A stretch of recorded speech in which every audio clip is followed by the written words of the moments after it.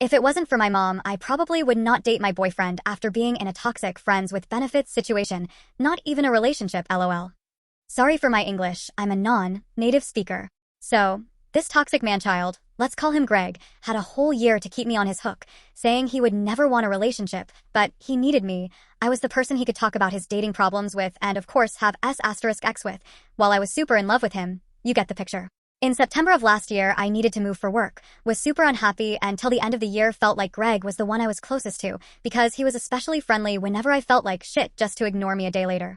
I could barely even hug him, because he didn't want me like that.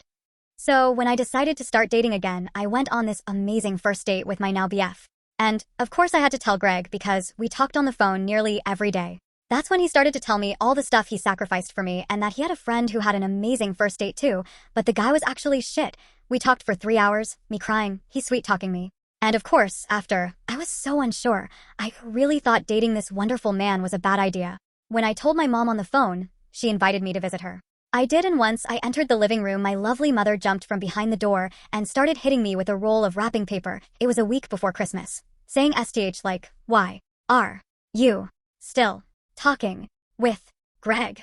She literally knocked some sense into me and encouraged me to go on another date with my BF and to block Greg on every possible platform. It actually took me weeks to accomplish that. Greg called regularly after I told him I didn't want any contact anymore. He even got a new number after I blocked his private number and his work number. But I did it. This was about 3 months ago. I know we're still in the honeymoon phase, but I believe I found the love of my life and I couldn't be happier.